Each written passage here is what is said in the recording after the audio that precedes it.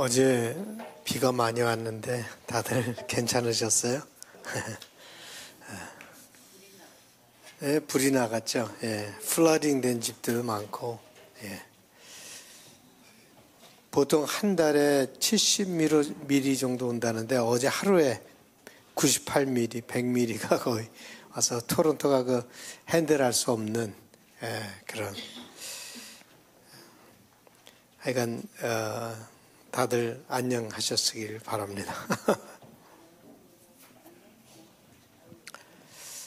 저희가 여러분들이 아마 이제 대강 초대교회가 어떻게 진행이 되었는가 하는 것을 분위기가 어땠는가 하는 것을 좀 약간 윤곽이 잡혔을 거예요. 바울이 전도한 선교 여행이기도 하지만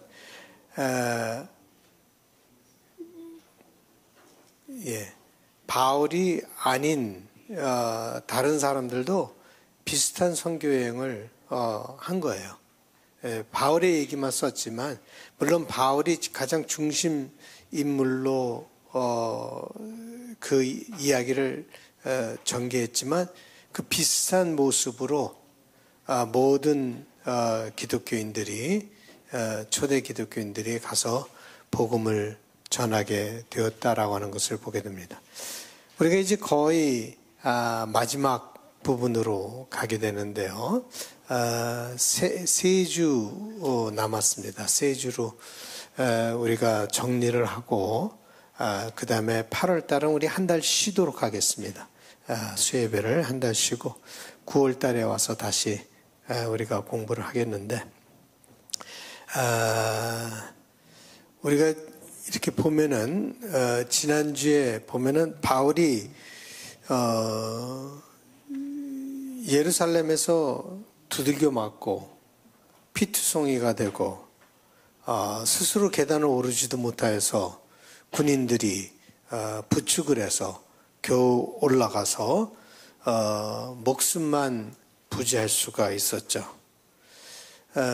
그걸 보면 즉 밀레도에서 빌립의 딸들과 아가보 예언자가 예언을 한 것처럼 바울은 예루살렘에 가서 잡힐 것이고 핍박을 당할 것이다 라고 하는 그 일이 지금 계속 일어나고 있는데 바울은 마지막에 이렇게 바울의 그 전도 여행을 보면 제가 말씀드렸죠. 바울이 활발하게 선교 여행을 할 때보다도 오히려 더 강하게 아무것도 할 수 없을 때 하나님께서 역사하셨다라고 하는 것을 우리가 보게 됩니다. 잘 나갈 때도 있었지만 감옥에 잡히고 갇히고 두들겨 맞고 그리고 핍박을 당하고 손가락질 당하고 그럴 때도 바울에게는 흔들림이 없어요. 그의 신앙에 흔들림이 없습니다. 환난과 어려움이 이렇게 오더라도 그 한 가지 꼭 하고 싶은 게 복음을 전하고 싶은 그거 한 가지예요. 우리 인생이 이렇게 좀 흔들림이 없어야 합니다. 삶의 환경은 늘 흔들리죠. 우리에게 들이닥치는 일들은 늘 흔들려요. 들이닥치는 일들은 내가 마음대로 할 수 있는 게 아니에요. 그냥 삶에 일어나는 일들은 뭐 우리가 어떻게 하겠습니까? 어제 비가 그렇게 오는 거고 뭐 우리가 어떻게 하겠습니까? 당할 수밖에 없는 것이죠. 또 다른 사람들이 여러분들을 미워하는 것, 여러분들이 그 사람들을 미워하는 건 여러분들이 컨트롤할 수 있지만 다른 사람들이 여러분들을 미워하는 것, 그거 어떻게 합니까? 뭐 아무리 잘해도 그 사람들이 미워하는 거, 그거 여러분들이 할 수가 없어요. 핍박을 당하는 거 어떻게 할 수가 없어요. 삶에 어려운 일이 일어나는 거, 그거 어떻게 하겠어요. 삶에 어려운 일이 일어나죠, 때로는. 우리가 원치 않는 일들이 이 세상에 살다 보면 일어납니다. 그러나 그 가운데서도 잘 될 때나 잘 되지 않을 때나 어떻게 똑같이 컨시스턴트한 그런 헌신을 갖고 우리가 살아갈 수 있는가. 그게 중요한 거죠. 우리 삶 속에. 잘 나갈 때 잘 하는 거는 뭐 누구나 다 할 수 있어요. 그냥 잘 나가지 못할 때도 우리가 계속해서 신앙을 지켜나가는 것. 바울은 그 어려운 상황 속에서도 어떻게 하면 예수 그리스도의 복음을 전할 수 있을까? 그것만 염두에 두고 있는 거예요. 지금 자기가 심판을 받아 내가 이거 내일 심판을 받아서 죽게 될까 안 될까? 그거는 별로 관심이 없었어요. 내가 여기서 어떻게 하면 이 사람들에게 복음을 전할 수 있을까라고 하는 그래서 보면은 계속해서 이제 법정 얘기가 나와요. 유대 법정 얘기가 나오고 그다음에 로마의 법정 얘기가 나오고 이제 법정 얘기로 쭉 진행이 되는데 그 가운데서 두드러지게 나오는 것이 뭔가 하면 부활이에요. 예수님의 부활.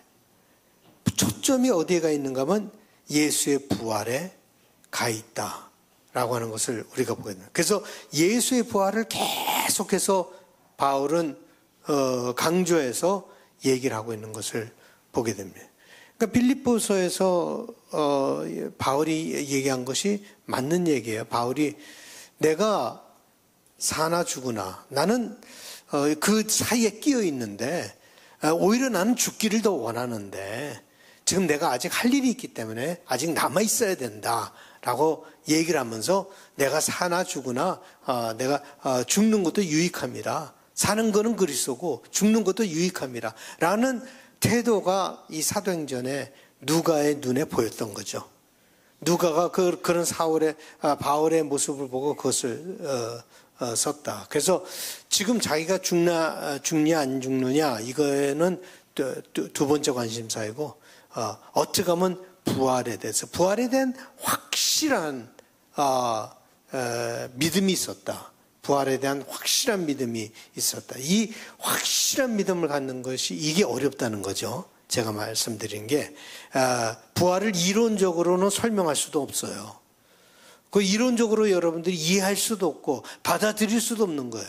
그것은 여러분들이 믿어지냐 안 믿어지냐는 하는 것은 다 영적인 거예요. 믿어지면 믿어지는 거고 믿어지지 않으면 믿어지지 않는 거예요. 그런데 우리가 말씀을 배우는 것은 그것이 믿어질 때까지 우리가 계속해서 말씀을 배우면서 그것이 믿어질 때 하나님 감사합니다 라고 얘기할 수밖에 없는 것이 부활이에요. 무슨 내가 오늘부터 믿어야 되겠다. 내 친구가 죽었으니까 나도 이제 잘 믿어야 되겠다 해서 믿어지는 게 아니에요. 믿으면 믿는 거고 안 믿으면 안 믿는 그거 믿어지면 믿어지는 거고 안 믿어지면 안 믿어지는 거 그것밖에 없는 거예요. 근데 바울이 계속해서 그 부활에 대한 proclamation 그 사람들이 믿고 안 믿고는 그 사람들의 문제예요. 이제는 전했으니까 부활에 대해서 전했으니까 그 사람들이 믿고 안 믿는 것은 다 믿지 않죠. 벨릭스도 그렇고 베스도도 그렇고 다 믿지 않고 죽어요. 다. 그렇지만 선포된 거는 중요해요. 선포하는 건 중요한 거예요. 믿고 안 믿고는 그 사람들의 문제죠. 이제는. 그래서 벌은 그 사람들의 콜트에 가 있다라고 얘기를 할 수 있겠죠. 그 사람들이 다뤄야 돼요. 저도 마찬가지예요. 여러분들에게 복음을 전하는 건 나는 전해요. 그 다음에 벌은 여러분들의 콜트가 있어요. 여러분들이 받아들이냐 안 받아들이냐 It's in your court. 그것을 여러분들이 깊이 생각해 보시기 바랍니다. 그런 가운데서도 바울은 계속해서 복음을 전하는데 우리가 오늘 그것을 한번 살펴보도록 하겠습니다. 그 바울의 말씀을요. 바울이 지금 예루살렘 그 공회에서 그 사람들에게 전하는 건데 유대인들에게 전하는 거죠. 우선은 그 말씀을 부분적으로 살펴보겠는데요. 22장 1절에서 5절까지 우선 보도록 하겠습니다. 부형들아, 내가 지금 여러분 앞에서 변명하는 말을 들으라.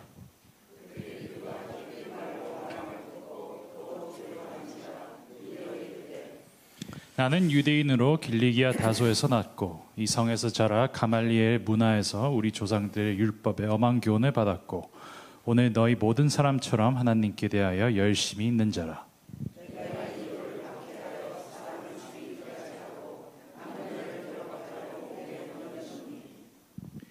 이에 대제사장과 모든 장로들이 내 증인이라.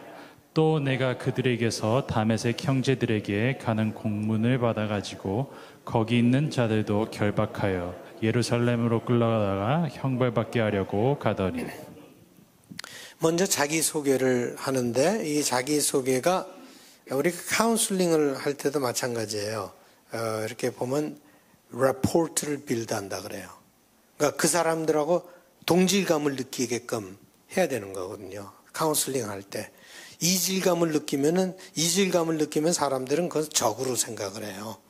그렇기 때문에 동질감을 느낄 때, 프렌드구나, 친구구나, 라고 하는, 그래서 바울이 지금 동질감을 느끼는 레포트를 빌드하는 모습을 보게 됩니다. 자기 자신이 누군가 하는 것에 대해서, 그리고 자기의 과거의 모습에 대해서 얘기를 하는데, 그 시작도 뭐로 시작하는 거면 스피치를 히브리 말로 시작을 합니다. 그래서 동질감을 느끼고 언어가 통하네. 유창한 히브리 말이죠. 이전에 우리가 볼 때 그 청부장에게는 히람 말로 유창한 히람 말로 해서 동질감을 느꼈잖아요. 그 청부장하고 그런 것처럼 지금은 히브리 말로 이 사람들에게 말을 합니다. 처음에 그가 말하는 것은 자기 자신의 유대적인 면에 대해서 얘기를 하죠. 시작을 할 때 이렇게 시작해요. 나는 유대인으로.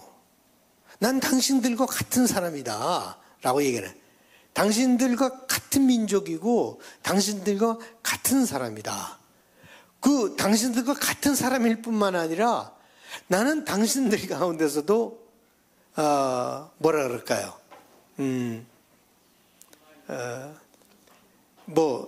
이렇게 높다라고 하는 것보다도 아주 유대인의 골자다. 다른 말로 얘기하면 유대인의 골자다. 라고 하는 얘기를 하는데 가말리엘의 문화에서 내가 교육을 받았다. 이 가말리엘하면 누구든지 다 아는 그런 학자였어요. 누구의 후손인가 하면 힐렐의 후손이었는데 힐렐 하면은 지금 UT에도 이렇게 건물 하나 보면 힐렐, 유대 건물인데 힐렐이라고 써 있어요. 그런 것처럼 힐렐 하면은 유대인들에게는 그냥 율법이 대가죠, 율법에. 율법으로서는 아주 손꼽는 그런 사람, 그 사람의 가문에서 나온 사람이 바로 가말리엘이에요. 그래서 사람들은 가말리엘을 랍비라고 부르지 않고 라반이라고 불렀어요. 이 랍비라고 하는 뜻은 무슨 뜻인가 하면 my master라고 하는 뜻이에요. 나의 주인, 나의 master.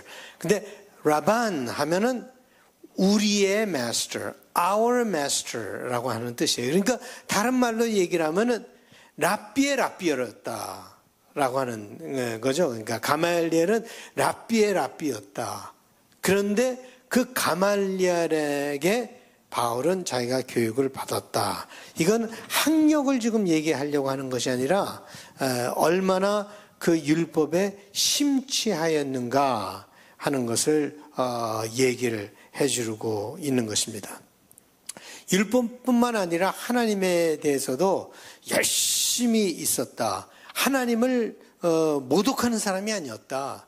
하나님을 위해서 열심히 살던 사람이었고 나도 당신들처럼 한때는 크리스찬들을 핍박하는 것이 하나님을 위해서 사는 것이라고 생각했었다. 하나님의 열심히 어떻게 나타나는가 하면 크리스찬들을 핍박하는 모습으로 나타났었다. 도를 박해하려고 할 때 말할 때 이 도가 바로 이 크리스찬들을 얘기하는 거죠. 이 도, 호도스. 영어로는 the way. 예수님께서 I'm the way, the truth and life. 내가 길이요 진리요 생명이에요. 그 길이란 뜻이 호도스. 그게 바로 도라고 하는 것이고 이것을 초대 기독교인들이 자기 자신들을 가리켜서 도다. 이제 나중에 이제 보게 되지만 사람들은 그 이단 중에 하나라고 아나니아는 얘기를 하지만 지금 바울은 도를 따르던 사람들이다. 이것을 바울이 홀로 자기가 했던 것이 아니라 나 혼자 그냥 무슨 뭐 열심히 있어서 한 것이 아니라 그 대제사장으로부터 허락을 받고 모든 장로들로부터 공문까지 받아서 내가 이런 일을 행했다. 그러니까 국가적으로 인정을 받은 그런 상태에서 내가 이 일을 행했다. 그런데 나도 모르게 나도 어찌할 수 없이 심각한 변화가 나에게 일어났다라고 얘기를 하는 거예요. 이 변화는요, 자기 스스로 만든 변화가 아니었다. 자기 스스로 만든 변화는 다 소용없어요. 내가 스스로 만든 변화는 다 소용이 없어요. 다 가짜예요, 가짜. 어떻게 보면 신앙도 내가 만든 신앙, 내가 만든 변화 다 가짜예요. 그렇게 해서 일어나는 것이 아니에요. 진짜 변화는 하나님께서 가져다 주시는 변화지 내가 만드는 변화는 아니다. 진정한 변화는 오직 하나님께서만 만드십니다. 변화는 내가 만드는 것이 아니라 하나님께서 만드시는 것이다. 그렇기 때문에 자랑할 것이 없어요, 변화에 대해서는. 여러분들이 자랑할 것이 없어요, 변화에 대해서는. 왜냐하면 변화는 다 하나님께서 만들어주신 것이기 때문에 바울 사도가 얘기한 것처럼 내가 은혜 받은 것은 자랑할 것이 하나도 없다. 내가 무슨 뭐 특별해서 받은 것이 아니라 하나님께서 그냥 공짜로 freely 주신 하나님의 은혜이기 때문에 나는 그냥 감사할 뿐이다. 아까 얘기한 것처럼 부활이라고 하는 것을 믿어지는 것, 그건 뭐 여러분들이 뭐 특별히 머리가 좋아서 부활을 믿는 것이 아니에요. 그냥 그 믿어지는 것이기 때문에 감사하는 거죠. 그 변화가 일어났기 때문에 그게 믿어지는 것이고 받아들여지는 것이죠. 그래서 바울도 자기가 뭐 변화를 원해서 변화가 일어난 것이 아니라 그냥 변화가 자기에게 일어났다. 자기 수동적으로 그냥 받게 되었다라고 하는 것을 얘기를 하는데 우리가 그것을 한번 보겠습니다. 바울의 변화의 이야기를 22장 6절에서 16절입니다. 가는 중 다메섹에 가까이 갔을 때 오정쯤 되어 호련히 하늘로부터 큰 빛이 나를 둘러 비치매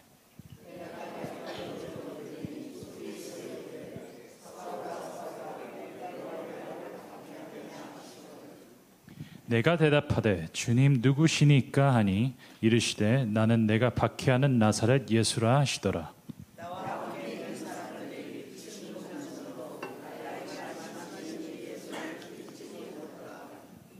내가 이르되 주님 무엇을 하리이까? 주께서 이르시되 일어나 다메섹으로 들어가라. 내가 해야 할 모든 것을 거기서 누가 이르리라 하시거늘.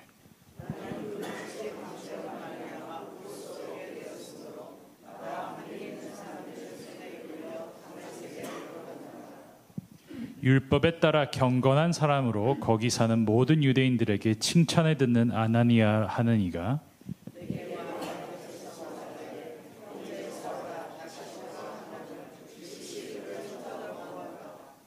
그가 또 이르되 우리 조상들의 하나님이 너를 택하여 너로 하여금 자기 뜻을 알게 하시며 그 의인을 보게 하시고 그 입에서 나오는 음성을 듣게 하셨으니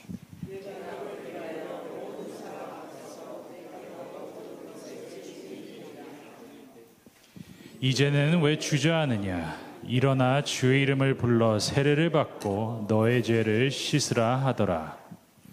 예, 이 얘기는 한번 들은 적이 있죠? 예, 이전에 9장에 가보면 9장에서 바울이 이 얘기를 해요. 사도행전에서 3번 똑같은 얘기를 해요. 다메섹 도상에서 자기가 예수님을 만난 그런 얘기를 3번 얘기하는데 이게 2번째 이야기예요. 물론 각 이야기보다 조금 다르긴 하지만 이걸 3번씩 얘기한 거 보니까 굉장히 중요했던 거예요. 누가에게는 굉장히 이 바울에게 일어난 이 변화가 굉장히 중요했다라고 하는 것을 보게 됩니다. 여기서 또 이렇게 여러분들이 이렇게 보게 되는 것은 바울에게 변하고자 하였던 갈망이 있었던 것이 아니었다라고 하는 것이죠. 내가 정말 살아계신 주님을 만나기를 원하는데 라고 하는 갈망이 없었어요. 오히려 그것이 잘못되었다라고 생각하고 그들을 잡아 죽이려고 하였던 것이 그 변하고자 하는 갈망이 없었어요. 참 이것을 보면은 인간의 변화라고 하는 것이 딱 하나로 정리를 할 수가 없고 각양각색이다 라고 하는 것을 여러분들이 보게 됩니다. 간절히 원하고 구할 때 일어나는 변화도 있지만 우리가 전혀 다른 방향으로 가고 전혀 생각도 안 하고 오히려 반대 방향으로 갈 때 하나님께서 강권적으로 변화시키는 변화도 있다. 그 대표적인 인물이 누군가 하면 바로 요나예요. 요나는 그 변화를 받기 위해서 하나님을 떠나서 멀리 도망가다가 강권적으로 하나님께서 그를 변화시켜서 돌이킬. 이런 것을 볼 때 이 변화라고 하는 것은 하나님께서 주시는 변화는 꼭 하나의 포뮬러로 이루어지지 않아요. 뭐 내가 강구하고 막 그럴 때만 일어난다? 그렇지도 않아요. 그럴 때도 일어나죠. 그렇지만 내가 전혀 의식하지 못하고 오히려 반대 방향으로 갈 때도 하나님께서 강권적으로 나를 변화시킬 때도 있다라고 하는 것을 보게 됩니다. 어떤 과정을 통하여서 변화가 일어나는 것은 그렇게 중요하지 않다. 더 중요한 것은 뭔가 변화가 일어났다고 하는 것이 중요한 것이지 어떤 과정을 통해서 여러분들이 변화가 되었는가 하는 것은 별로 중요하지 않다라고 하는. 어떤 사람은 실패를 해서 변화가 일어나는 사람들이 있어요. 어떤 사람은 고통을 겪으면서 변화를 일으킨 사람도 있어요. 어떤 사람은 그렇지 않는데도 변화를 한 사람이 있어요. 이 변화는 어떤 방향으로 일어났든 상관이 없다. 중요한 것은 변화가 일어나는 그 자체가 중요한 것이다 라고 하는 것을 보게 됩니다. 하나님께서 유대민족을 선택하셔서 그들에게 말할 수 없는 큰 축복을 허락하셨죠. 하나님이 그들을 사랑하는 것은 확실해요. 지금도 우리가 2000년이 몇천 년이 지는 지금도 우리는 그 증거를 볼 수가 있어요. 하나님께서 그들을 사랑하시는 그 모습을 볼 수 있습니다. 그러나 그들만을 사랑하시는 하나님이 아니에요. 그들만을 사랑하시는 하나님이 아니에요. 온 인류를 사랑하시는 그 마음과 정신으로 예수님을 이 땅에 보내신 거예요. 유대인은 그냥 시작일 뿐이었지 그 사람들만 exclusively 사랑하시는 것이 아니에요. 그 사람들을 그 사람들로 시작해서 모든 민족을 축복하시고자 하는 것이 하나님의 마음이에요. 하나님이 세상을 이처럼 사랑하사 할 때 그 이 세상이라고 하는 것은 유대민족뿐만 아니라 모든 사람을 포함하고 있고 그래서 예수님께서 사랑하시는 그 독생자 예수를 우리 땅에 보내주신 것입니다. 그 축복이 흘러 넘쳐가는 것이 그렇게 어려운 거예요. 그런데요. 인간이 부족하기 때문에 인간이 연약하고 자기중심적이기 때문에 그 축복이 넘어가는 것이 너무너무 힘든 거예요. 하나님께서 여러분들을 축복하시죠. 많은 것으로 축복해 주셨어요. 그런데 그 축복이 여러분들에게 머물게 하기 위해서 축복하신 게 아니에요. 여러분들로부터 인하여서 다른 사람들이 축복받게끔 여러분들에게 임한 그 축복이 다른 사람에게 흘러 넘쳐가도록 하게 하는데 그게 그렇게 어렵다는 거죠. 그게 그렇게 어렵다는 거예요. 지금 여기서 우리가 사도행전에서 보는 것은 유대 민족을 사랑하시고 축복하신 그 하나님의 축복이 이방인에게 가는 것이 그렇게 어려운 거예요. 그래서 바울이 자기 목숨을 내놓고 그 얘기를 하고 있는 거예요, 지금. 그런데 마찬가지로 지금도 마찬가지예요. 여러분들에게 내려주신 하나님의 축복이 다른 사람에게까지 넘어가는 것이 그렇게 어려운 거예요. 힘든 거예요. 바울도 절대로 스스로 그 결정을 할 수는 없었습니다. 우리가 그 사도행전에서 보는 거 아주 강하게 나타나는 것이 뭔가 하면 인간은 절대적으로 문화의 프로덕트구나. 문화의 프로덕트다. Product of culture. 문화에 그냥 매여 사는 사람들이다.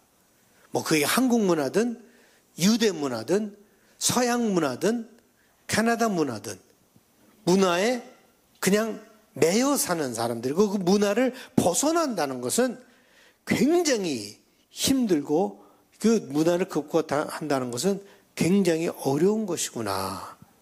이 불가능한 일을 하나님은 바울을 통해서 역사하시고자 했기 때문에 바울을 강권적으로 변화시킨 것입니다. 바울이 말하려고 했던 것도 그것입니다. 나도 당신들과 똑같은 사람들이고 당신들 가운데서도 더 많이 율법을 공부한 사람이고 그리고 당신들처럼 당신들이 나를 지금 핍박하는 것처럼 나도 믿는 자들을 핍박하던 사람들, 당신들과 똑같은 행동을 한 사람들인데 나에게 일어난 이 사실은 내가 부인할 수가 없다라고 하는 거죠. 이건 내가 원해서 일어난 일이 아니라 하나님께서 강권적으로, 근데 가만히 보면 하나님께서 우리 민족을 사랑하시고 우리 민족뿐만 아니라 모든 민족을 사랑하신다는 메시지를 하나님께서 이걸 통해서 전하고 있다라고 하는 것을 지금 바울은 얘기를 하고 있는 거예요. 우리의 전통, 문화, 율법, 지식 이 모든 것을 넘어서서 역사하시는 하나님을 부인할 수가 없습니다. 라고 지금 바울은 그 사람들에게 어필을 하고 있습니다.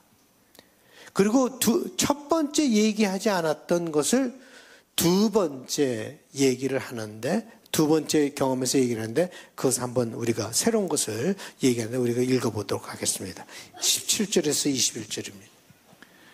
후에 내가 예루살렘으로 돌아와서 성전에서 기도할 때 황홀한 중에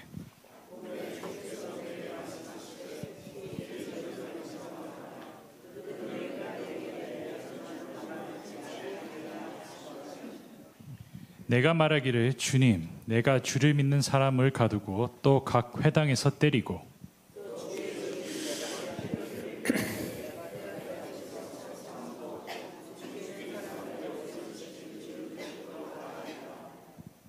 나더러 또 이르시되 떠나가라 내가 너를 멀리 이방인에게로 보내리라 하셨으니라. 예, 이 얘기는 첫 번째 경험에서는 얘기를 안 해요. 바울이 진짜 컬링을 받은 것은 다메섹이 아니라 어디서 받았는가 하면 예루살렘에 와서 그 컬링을 받았다라고 얘기를 합니다. 그러니까 예루살렘에 와서 자기가 그 성전에서 기도하는 중에 환상을 보게 된 거죠. 그 환상을 봤는데 환상이 뭐라 그런가 하면 이제 예루살렘에 있는 유대인들은 너의 말을 듣지 않을 것이다. 그러니까 너는 이제 이방인에게로 가라. 그래서 이방인의 사역, 이방인을 위한 사도의 그 직책은 예루살렘에서 받게 된다라고 하는 것을 보게 됩니다. 구체적으로 컬링을 거기서 받았겠는데, 저는 이 얘기를 들으면서 이사야가 성전에서 받은 컬링, 내가 누구를 보냈고 내가 여기 있나이다, 나를 보내소서라고 이사야가 얘기한 것처럼 바울도 그 성전에서 환상 중에 그것을 보고 이제 이방인에 대한 사역을 자기가 감당해야겠다는 것을 결정을 하죠.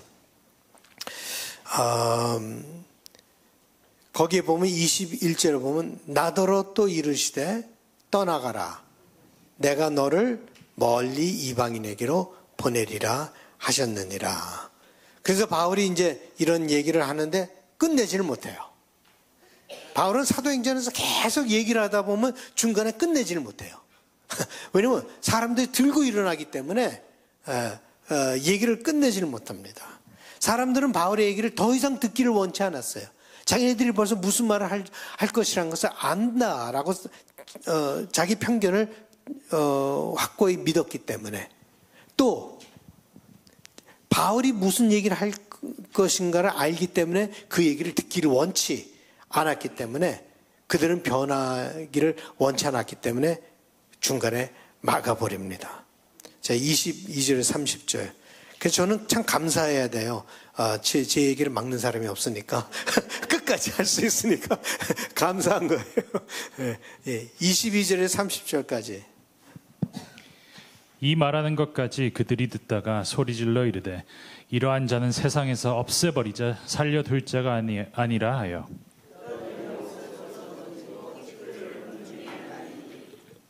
천부장이 바울을 영내로 데려가라 명하고 그들이 무슨 일로 그에 대하여 떠드는지 알고자 하여 채찍질하며 신문하라 한대.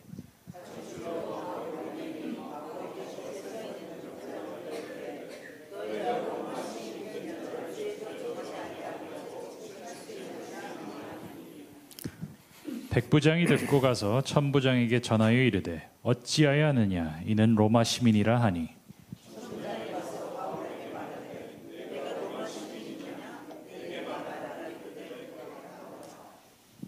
천부장이 대답하되 나는 돈을 많이 들여 이 시민권을 얻었노라. 바울이 이르되 나는 나면서부터라 하니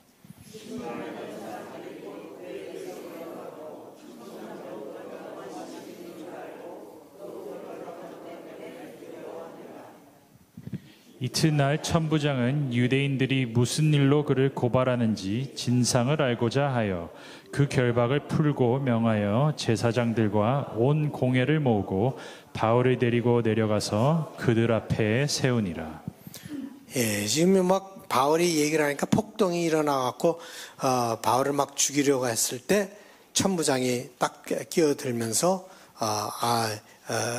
살려주는데 무슨 그 진압을 하지 않고 이 바울만 내려가서 신문하고 채찍질로 때리려고 했단 말이죠.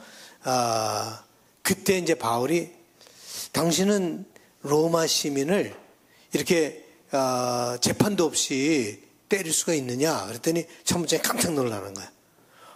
자기는 유대인 그냥 어디서 굴러먹은지도 모르는 이 사람인 줄 알았는데 로마 시민이라니까 깜짝 놀라고 자기가 채찍으로 때리는 게 이거 큰 실수했구나. 이거 잘못하면 내가 큰 트러블이 생기겠구나. 그러면서 얘기를 하는 게 당신이 로마 시민이냐?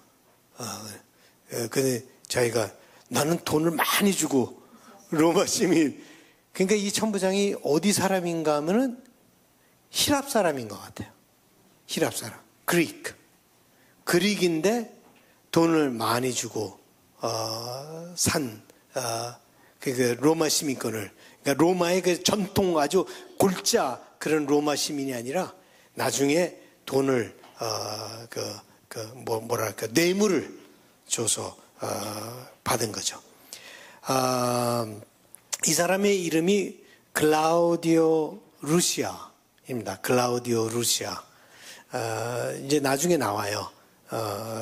클라우디오 루시아인데 벨릭스에게 편지를 쓸 때 그의 이름이 나옵니다. 아마 클라우디오 황제 기간 동안에 그걸 받은 것 같아요. 그러니까 우리가 이렇게 받으면 자기네들이 황제 이름을 앞에다 넣어요. 그래서 황제 이름을 앞에 넣어요. 클라우디오 먼저 넣고 그 다음에 루시아라고 해서 그럼 뇌물을 줘서 이제 그때 바울이 그러시군요. 내 돈을 많이 들여서 로마 시민권을 받았군요.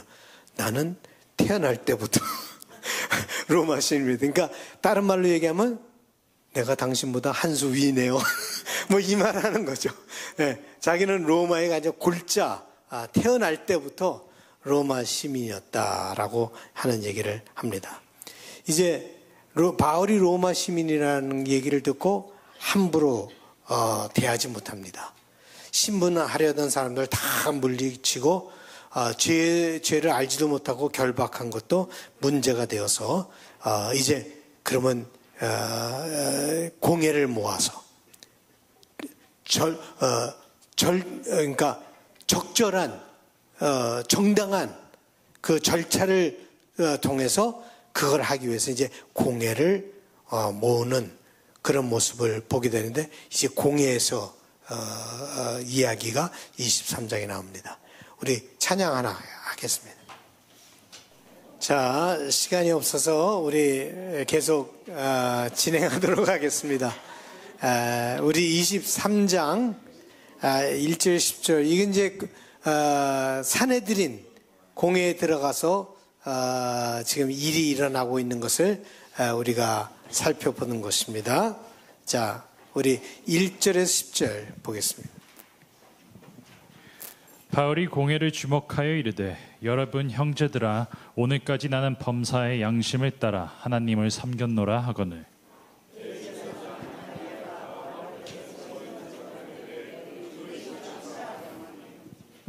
바울이 이르되 회칠한 담이여 하나님이 너를 치시리로다 내가 나를 율법대로 심판한다고 앉아서 율법을 어기고 나를 치라 하느냐 하니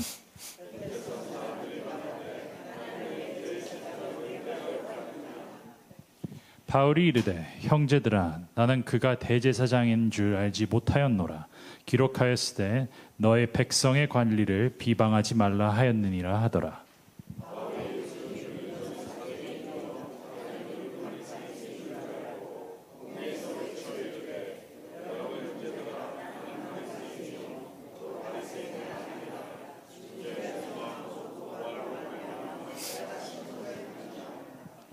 그 말을 한즉 바리새인과 사두개인 사이에 다툼이 생겨 무리가 나누어지니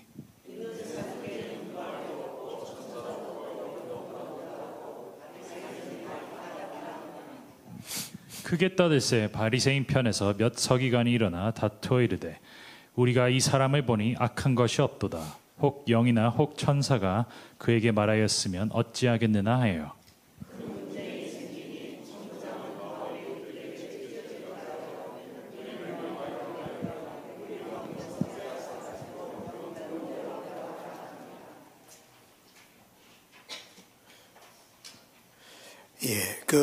지금 우리가 여기서 보는 것은 유대 땅에서 가장 높은 그곳에 기관에 간 거예요. 사네드린이라고 하는 것은 유대에서 가장 높은 기관, 거기서 모든 것을 다 결정을 하는 그런 기관이죠. 거기서 자기가 간증을 할 기회를 갖게 된 거죠. 이 기회가 주어진 것이 어떤 초대로 이루어진 것이 아니라 죄수로 잡혀가서 그 일을 하게 돼요. 그런데 그거 보면은 가이사야까지 가거든요. 그리고 헤롯 왕도 만나게 되거든요. 이런 높은 사람들을 다 만나는 것이 바울이 무슨 초대를 받아서 아니면 결정을 해서 간 것이 아니라 죄수로 가면서 마지막에는 전부 다 죄수로 해서 이 높은 사람들을 만나게 되는. 보통 갔으면 이 사람들을 만나지 못하죠. 왜냐면 누가 만나주겠어요. 그런데 죄수로 갔기 때문에 이 사람들을 만나서 거기에 간증할 수 있는 그런 기회를 갖게 되죠. 여기서 맨 처음에 시작하면 바울이 공회를 주목했다라고 하는 것을 이렇게 볼 때 보면은 바울의 당당한 모습을 보게 돼요. 바울은 그냥 머리를 숙이고 그렇게 주눅이 들어서 그러지 않았어요. 쭈삣쭈삣하지 않았어요.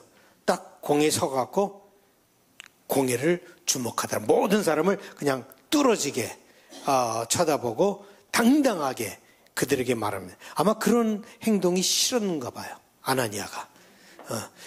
자기 앞에 보면 자기가 죽일 수도 있고 살릴 수도 있는 그런 파워가 있는데 자기 앞에서 설설 기고 뭐 일해야 될 텐데 그냥 당당하게 서서 얘기하는 걸 보고 아나니아가 바울이 말하는 걸 듣고 옆에 있는 사람에게 그 입을 치라라고 얘기를 합니다.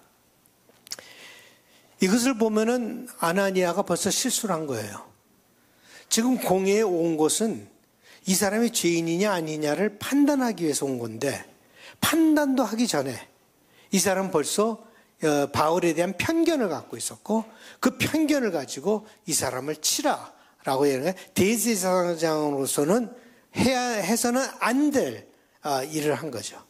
그러니까 자격이 없는 거죠. 대제사장의 자격이 없는 거죠.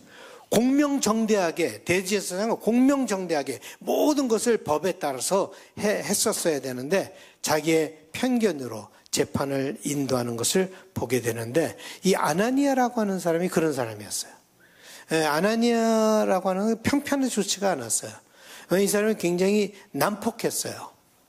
그래갖고 이런 때리는 일들을 많이 대제사장으로서 이 대제사장 하면요 무슨 뭐 종교적인 어떤 지위라기보다는 정치적인 지위죠.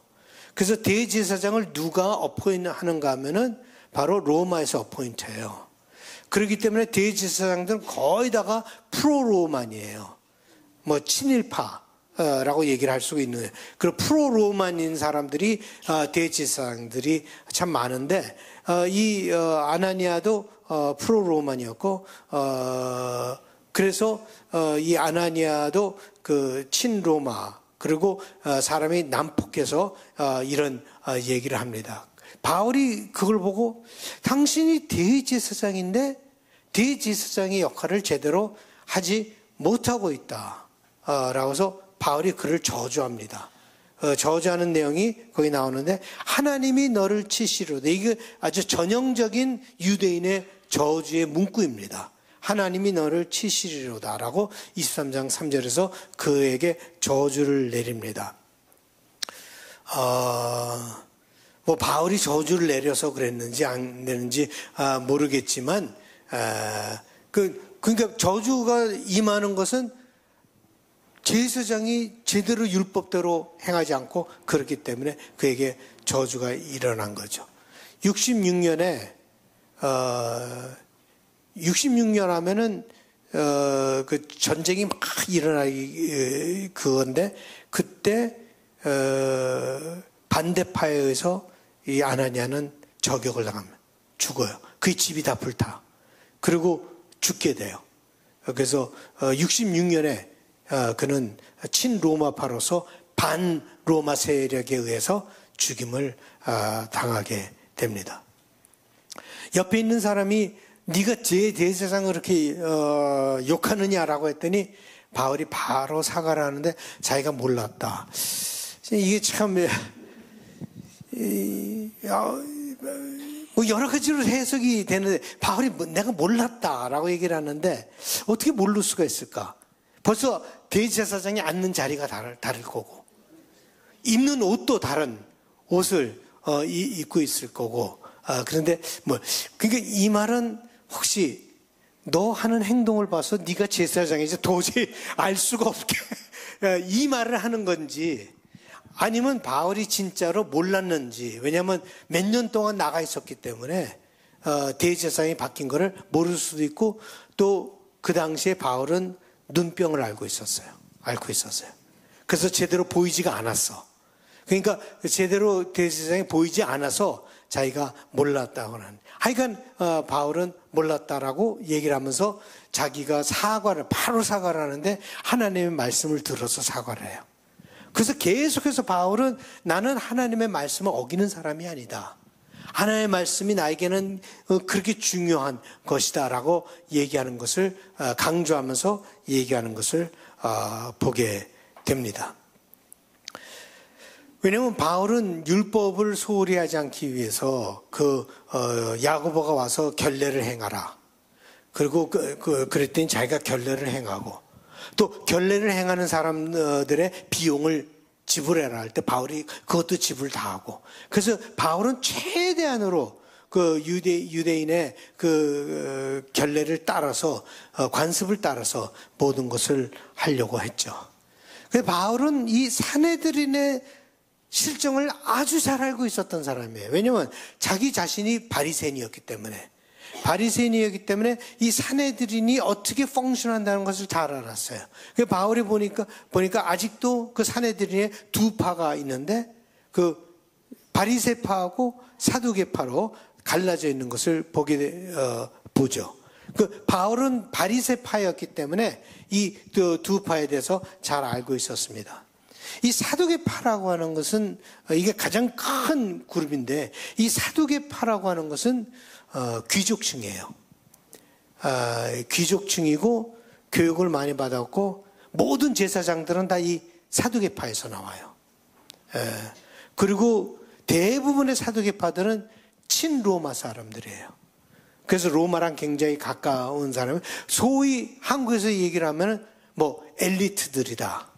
그래서 엘리트 그룹이에요. 근데 이 사람들은 하나님의 말씀 가운데서 무엇만을 경전으로 여기는가 하면 모세 오경만을 경전으로 여겨요. 다른 책들은 경전으로 여기지 않아요. 그래서 모세의 오경만을 되기 때문에 거기서 예수님께서 그들과 싸울 때도 모세 오경에서 얘기를 해요. 엑소더스에서 얘기하는데 그 모세 오경만을 보기 때문에 그 사람들은 거기 모세 오경에는 부활이란 얘기가 없다. 그 천사 얘기도 없다. 그래서 부활도 믿지 않고 천사도 믿지 않고 그런 사람들이 바로 사두개파들이에요. 근데 바리새파들은 율법에 아주 엄한 사람들이었어요. 율법에 엄한 사람들이지만 귀족층은 아니에요. 그 서민층에 가까운 사람들이에요. 그래서 서민들이 굉장히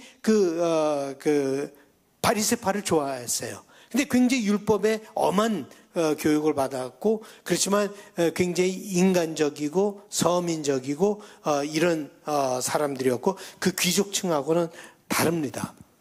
근데 이 바리새파 사람들은 성경을 모세 오경만 믿었던 것이 아니라 역사서도 믿었고 선지서도 믿었고 뭐 이사야, 예레미야, 에스겔 다 믿었던 사람들이에요. 사두개파들은 다 그것을 받아들이지 않았어요. 경전으로. 모세가 쓴 모세 오경만을 경전으로 받아들였고 그 바리새파들은 이것을 다 받아들였고 그 사람들은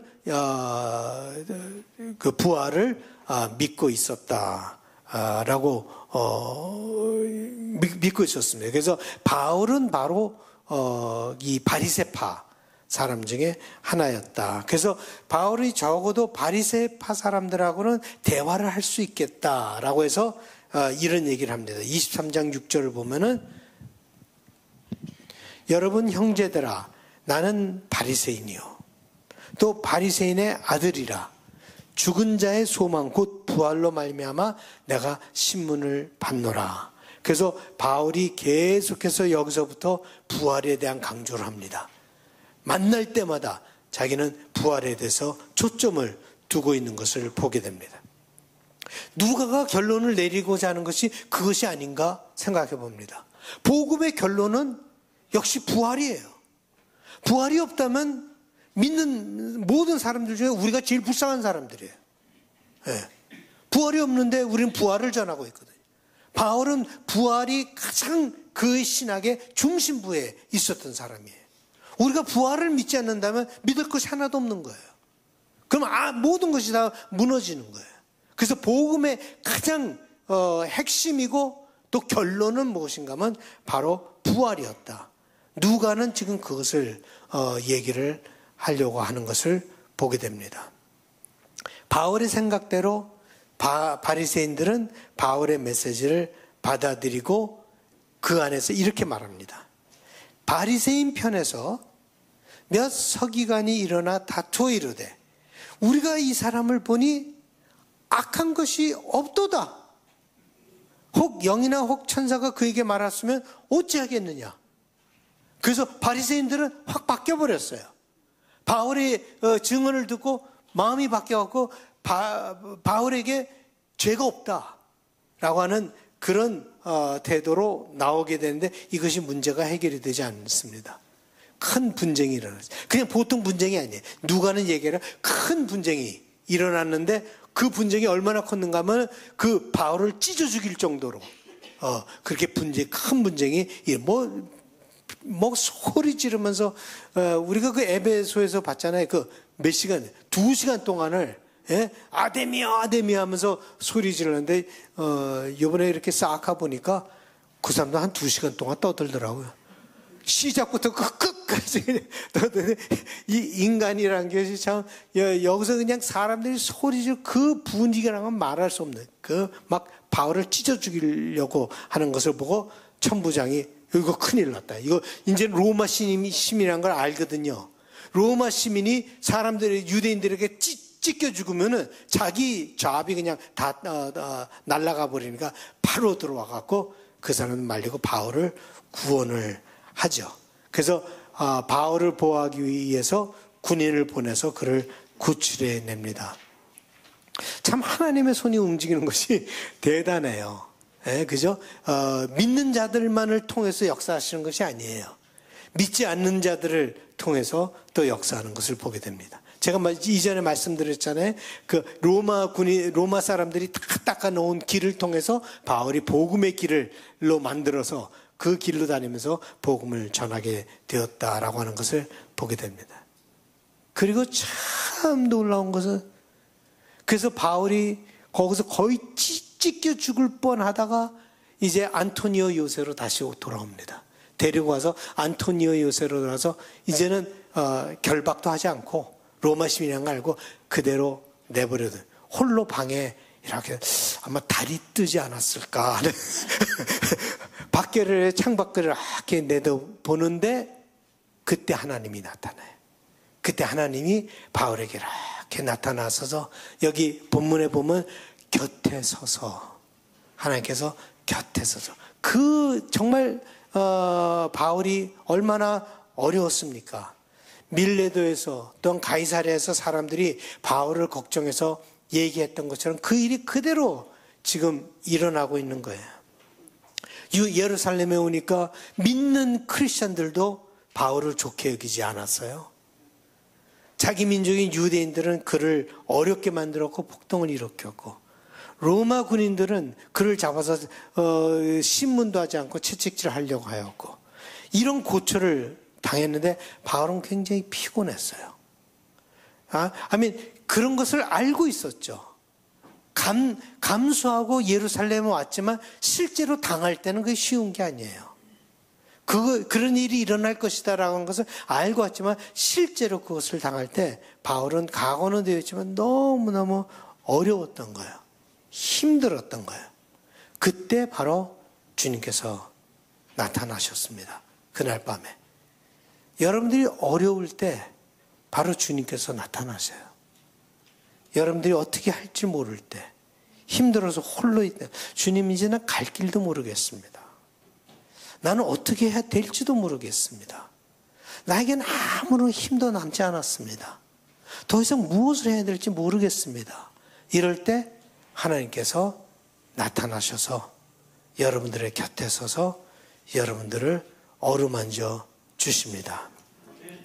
여기 곁에 서서라고 하는 그 단어가 뭔가 하면 파라칼레오라고 하는 단어입니다. 지금 없어서 내가 써드리지 못하겠네. 파라칼레오라고 하는 단어예요. 이 파라칼레오라고 하는 단어는요. 파라라고 하는 것은 옆에라는 뜻이에요. 칼레오라고 하는 것은 부르다, 아니면 말씀하시다, 아니면 위로하다 이런 뜻이 포함되어 있어요. 그래갖고 곁에 서서라고 하는 뜻은 이렇게 내 곁에 와라 라고 하는 뜻이에요. 이 단어랑 똑같은 단어가 무슨 단어입니까? 바로 파라클레이토스라고 하는 단어에서 그게 위로자 성령님. 요한복음에서는 성령을 가르쳐서 파라클레이토스라고 얘기를 합니다. 그래서 성령이 이렇게 함께 하신 그 위로자. 그래서 하나님께서 그에게 나타나셔서 바울에게 I know. 힘들지? I know. 내가 안다. 그렇지만 네가 오늘 그들에게 당당하게 얘기했던 것처럼 로마에 가서도 당당하게 그렇게 얘기하라 라고 힘을 주시고 새로운 그런 열정을 바울에게 불러일으키십니다. 우리가 이게 없이는 주님을 섬길 수가 없어요. 내 힘으로 주님을 섬길 수가 없어요. 내 힘으로는 감당할 수가 없는 거예요. 하나님께서 이렇게 나타나셔서 위로를 해주시고 힘을 주시고 때때마다 정말 놀랍게 여러분들 다 경험하셨잖아요. 나도 그게 세미한 것이기 때문에 내가 여러분들에게 다 얘기는 하지 못해요. 그러나 그때마다 하나님께서 나타나셔서 왜 이때 갑자기 그 전에 더 잘할 때는 안 나타나셨는데 이렇게 어려울 때 이렇게 나타나셔서 이렇게 말씀을 주시나 깜짝깜짝 놀랄 때가 있어요. 내가 할 것이 하나도 없다고 생각할 때 하나님께서 또 나타나셔서 힘을 주시고 용기를 주시고 새로운 것을 보여주시는 그런 하나님의 모습을 우리가 모두 다 경험을 하면서 우리는 살아갑니다. 그래서 우리에게 담대하라고 말씀하셨습니다. 예수님께서 이렇게 말씀하셨죠. 세상에서는 너희가 환난을 당하나 담대하라. 내가 세상을 이겼노라. 라고 말씀하십니다. 주님께서 꼭 필요할 때 여러분들에게 나타나셔서 절대로 여러분들을 홀로 내버려 두시지 않습니다. 또 이게 지금 나타난 것이 굉장히 중요했던 것이 뭔가 하면 이 일이 바로 있고 무슨 일이 일어나는가 하면 40명이 바울을 죽이려고 계획을 하고 있었습니다. 바울을 죽이기 전까지는 자기네들이 먹지도 않고 마시지도 않겠다고 작정을 한 사람들이 40명이나 바울을 죽이려고 했죠. 그래서 그게 23장 14절 대제사장들과 장로들에게 가서 말하되 우리가 바울을 죽이기 전에는 아무것도 먹지 않기로 굳게 맹세하였으니 라고 얘기를 합니다. 이제까지의 핍박과는 좀 달라요. 그죠? 이제까지의 핍박은 뭔가 하면 그 당시에 선동이 돼서 사람들이 막 죽이려고 했던 거예요. 근데 지금의 핍박은요, 이제는 조직적이에요. 그리고 조직적인 뿐만 아니라 국가폭력이에요. 사내들인의 그 허락을 받아갖고 또 보면은 premeditated 그냥 충동적으로 살인을 하려고 하는 것이 아니라 미리 그거는 first degree murder예요. first degree murder. premeditated이니까. 예? 미리 준비를 해서 바울을 죽이려고 하는 더 악랄하게 바울의 그 움직임을 막으려고 하는 그런 움직임이 보이게 되는 것을 보게 됩니다. 근데 오늘 보니까 바울에게 생질이 있었다. 생질은 누군가 하면 누이의 아들이에요. 누이의 아들인데 참 바울의 가정생활에 대해서는 얘기를 안 해요. 누가나. 근데 오늘 보니까 생질이 있었는데 생질이 이 얘기를 듣고 이제 바울에게 와서 얘기를 합니다. 그래 바울에게 와서 얘기를 했다라고 하는 거 보니까 어린아이 같아요. 왜냐면 나이가 든 사람은 그렇게 쉽게 들어가지 못하게 했을 텐데 어린아이니까 그냥 들어가서 돌보게 한 것 같아요. 그래서 들어와서 바울에게 얘기를 하니까 바울이 백부장에게 얘기합니다. 이 아이가 할 얘기가 있는 것 같다. 천부장에게. 그러니까 이 아이를 천부장에게 데려가라. 그랬더니 이 백부장이 아이를 천부장에게 데려가는 거예요. 그런 걸 보면 지금 바울에 대한 태도가 굉장히 바뀌어버렸어요. 맨 처음에는 그냥 자물쇠로 채우고 막 바울에 그랬는데 이제는 자유롭게 놔두고 또 바울의 얘기를 다 들어줘요. 그래서 이 아이가 천부장에게 가는 거예요. 천부장에게 가면서 다시 그 사람들이 부를 거다. 바울을. 다시 와서 신문을 하겠다고 부를 거다. 절대로 보내면 안 된다. 가는 도중에 매복하여서 그를 죽이려고 하는 것이 그 사람들의 계획이다. 절대로 바울을 보내면 안 된다라고 천부장에게 얘기를 해요. 그러니까 천부장이 딱 듣고 나서 이거 큰일 났구나. 이 로마 시민을 이렇게 죽임을 당하게 내버려두면 큰일이니까 바로 그때 밤 9시에 제3시라고 하는 것은 6시부터 해갖고 제3시인가 밤 9시에 그날 바로 바울을 군인들을 보내갖고 전체 군인들을 보낸 게 470명을 보내는 거예요. 거기 그 안토니오 요새 전체에 1000명밖에 없었어요. 1000명. 그러니까 거의 반이나 되는 군대를 갖다가 해갖고 바울을 가운데 두고 다 해갖고 기병, 마병 뭐 다 모아갖고 470명을 데리고 가는데 그 지도를 잠깐 보여주시면 예. 아니.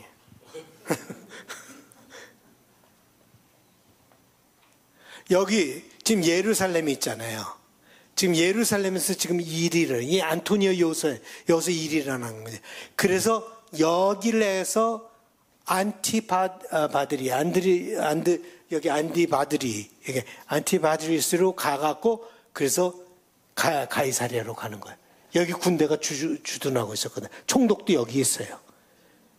그래서 요담, 볼까? 이 가이사랴에서 일어나는 일들이 전부 볼 텐데, 지금은 이 예루살렘이에요. 이 길이 무슨 길인가 하면, 8년인가 그 유대가 폭동을 일으킬 때 로마 군대가 들어온 길이 바로 이 길이에요. 이 길로 들어와서 70년에 완전히 다 멸망시키죠. 예루살렘을 멸망시키고 성전을 불태우고 다 한 게 바로 이 길을 타고 들어온 거예요. 근데 지금은 바울이 이 길을 타고 그 천부장이 데려가서 바울을 살리게 됩니다. 여기까지 와갖고 군인 중에 그 마병만 이렇게 같이 데리고 가고 나머지는 다시 요새로 돌아옵니다. 왜냐면 470명이나 나갔으니까 이 요새에 사람들이 필요하니까 여기까지 갔다가 다른 사람들은 돌아오고 여기서부터, 왜냐하면 이 지역은 주로 히랍인들이 많이 살았어요. 유대인들이 아니라 히랍인들이 많이 살았기 때문에 그렇게 엄중한 그 호위가 필요 없었어요. 그렇기 때문에 중간에 다른 군인들은 돌려보내고, 그리고 가이사랴까지 가게 되는 것을 보게 됩니다. 그리고 이 가이사랴로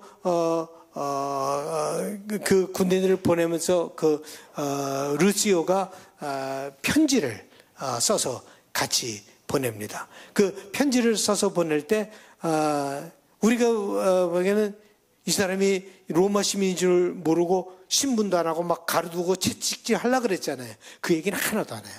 자기가 그랬다는 거예요. 그 얘기는 하나도 하고 오히려 뭐라 그러는 거면, 우리가 로마 시민인 줄 알고 이 사람을 구해냈다. 뭐 그것도 사실은 사실이죠. 그 얘기만 하고 편지를 보냈는데, 거기 보내면서 자기가 자기 자신의 개인적인 견해를 보냅니다. 개인적인 견해가 이거예요. 바로 유대인들이 무슨 일로 그를 고발하는지 알고자 하여 그들의 공회로 데리고 내려갔더니, 고발하는 것이 그들의 율법 문제에 관한 것뿐이요 한 가지도 죽이거나 결박할 사유가 없음을 발견하였나이다. 그러면서 자기가 보기에는 죄인이 아니다, 이 사람은. 그런데 여기 있으면은 위험하기 때문에 이 사람을 그 가이사랴에서 이제 총독이 심판을 했으면 좋겠다라고 하는 것을 보게 됩니다. 이게 참 하나님의 움직이는 손이 이렇게 보이게 되죠. 모든 것이 다 하나님의 손에 달려 있습니다. 우리 인생의 모든 일에 하나님의 손이 곳곳에 있습니다. 우리가 잘나서 모든 것을 스스로 해결하면서 살아가는 것이 아니에요. 내가 실수를 하더라도 하나님께서는 그것을 판단하지 않으시고 우리를 구해 주시고 우리를 인도하여 주시고 우리에게 은혜를 베풀어 주십니다. 40인이 바울을 죽이려고 계획하였지만 그 40인의 계획도 하나님께서 막으시니까 그냥 헛수고, 그 사람들이 뭐 먹지 않고 마시지 않았겠어요? 죽이지 못하면 그런다고 그랬잖아요. 근데 먹고 마셨겠죠. 나중에 다 자살은 안 했을 거 아니에요. 바울은 유대의 가장 높은 산헤드린에서 증거하고 이제부터는 로마의 높은 사람들에게 증거하는 모습을 보게 됩니다. 그래서 요 다음 주에는 제가 3장을 공부해요. 3장을 공부하는데 벨릭스, 베스도, 그 다음에 아그리파, 요 세 사람이 바울을 신문하는 모습. 이 모든 것이 다 아까 보여준 가이사랴에서 일어나는 거예요. 이제까지는 유대의 법정이었어요. 이제부터는 법정이 바뀌어요. 어디에 법정으로 가게 되면 로마의 법정으로 가요. 그 로마의 법정으로 가기 때문에 유대 사람들은 변호사까지 데려가요. 로여까지 데려가요. 그래서 로마의 법정에서 이제 모든 일이 일어나게 되고 그 다음에 마지막에 27장, 28장은 저 로마로 가는 바울의 여정을 우리가 공부하겠는데요. 요 다음 주는 26장, 27장, 28장입니다. 세 장을 24, 25, 26. 예, 그 다음에 27, 28. 그러니까 24, 25, 26. 오늘은 22장, 23장 했으니까 요 다음 주는 24, 25, 26. 그 세 장을 꼭 읽어 오셔야지만 훨씬 더 강의가 쏙쏙 들어올 거예요. 그래서 요 다음 주는 그렇게 읽어 오시기 바랍니다.